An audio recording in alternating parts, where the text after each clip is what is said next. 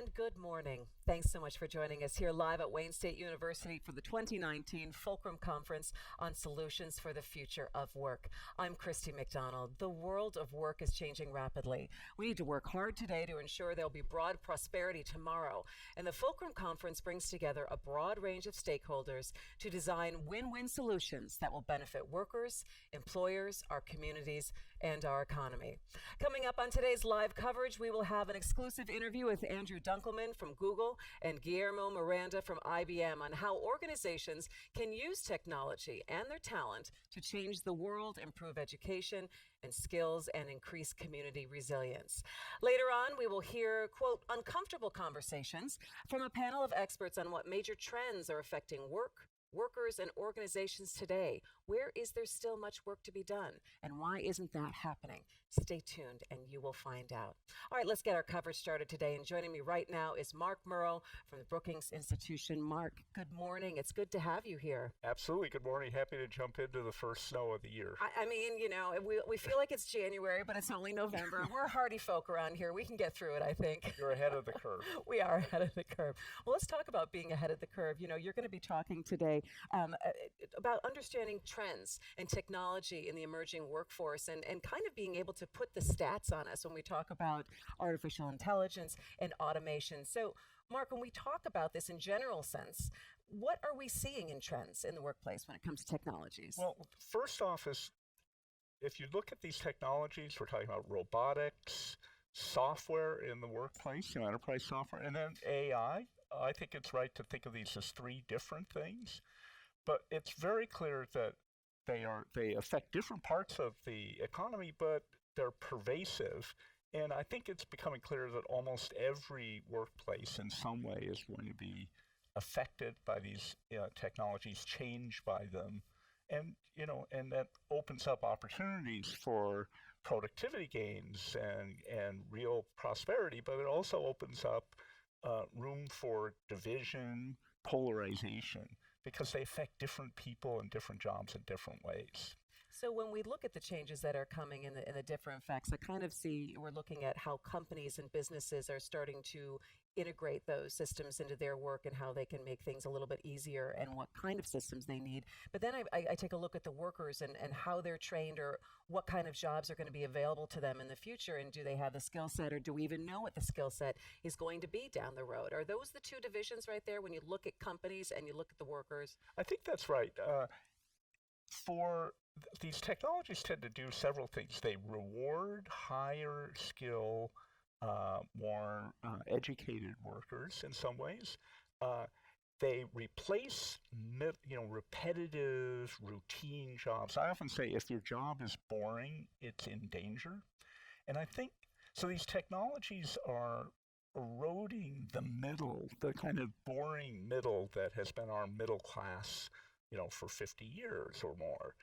So that's what's disappearing. We're seeing growth in jobs at the higher end, more engineers, more well-educated positions.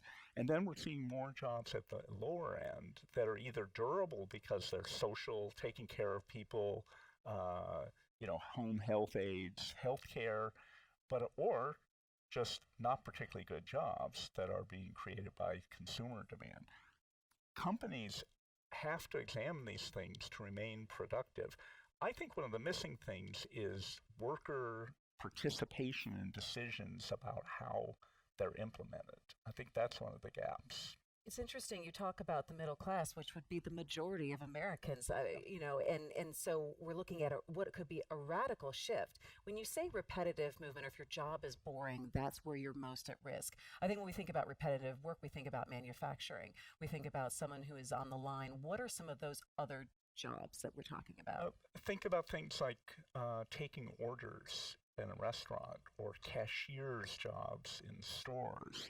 You see a lot of pressure there where, many fewer people can handle that traffic, and you have, say, at Panera, automated, kiosk ordering. Yeah, you can walk right in and sure. You can just do your order out front and then just sit and wait. And for many things, people prefer that even. So there's clearly, those are categories of jobs that are, at minimum, going to be completely rethought. And and probably much of that work will be substituted for by technology. So that gets me thinking a little bit about education. So if you're talking about the people with the higher education will be the ones rewarded, and the gap that we have about accessibility to college and how affordable it is for people, what do we need to work on? And maybe this goes beyond you're wearing a policy hat, but where do we need to work on in terms of making sure if people can get 2-year, 4-year degrees and be in line for these next line jobs? Well, it absolutely goes without saying that there's a broad reskilling and upskilling that's needed, and these technologies are really putting the premium on repairing systems that we haven't been able to deal with.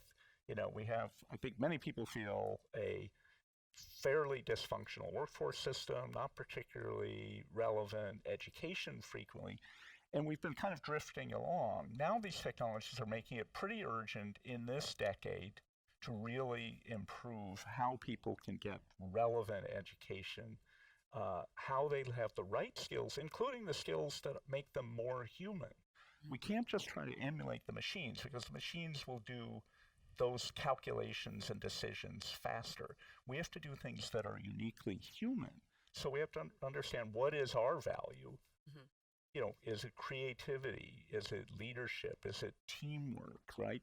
And get better at those things. So I think the new education and training is going to have to reflect those.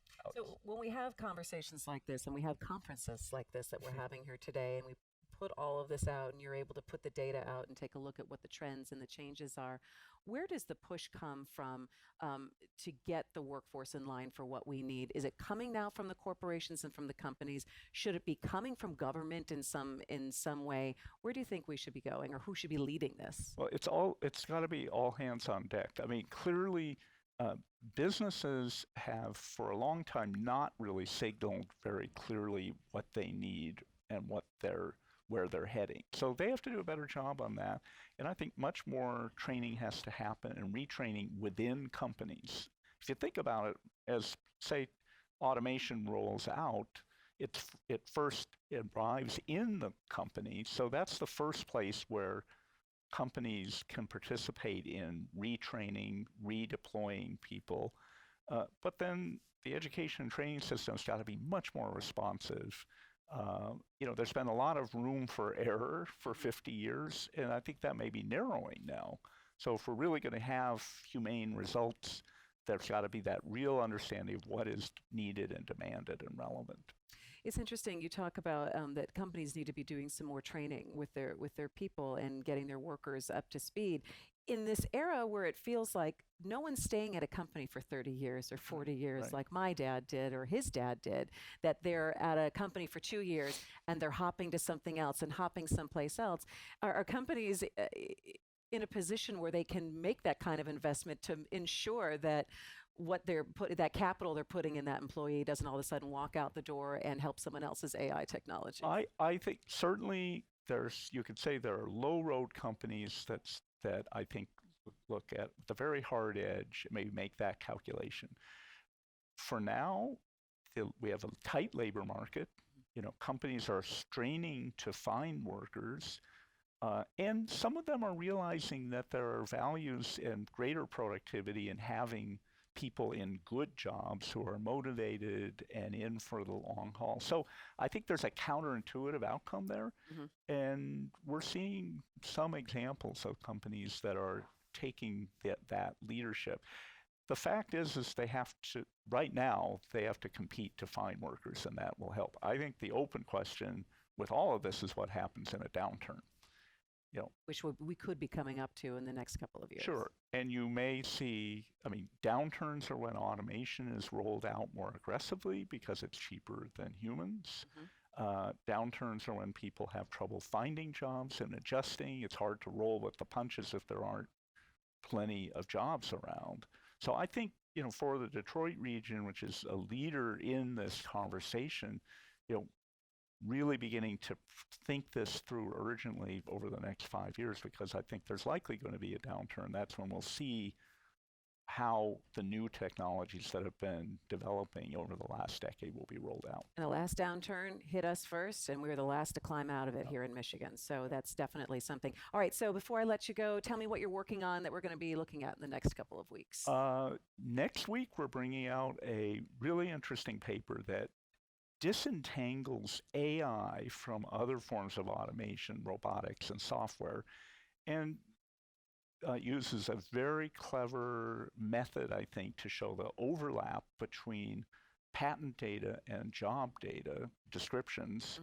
It's AI to study AI and finds that what jobs are most likely to be involved with AI, it's not the lower end jobs.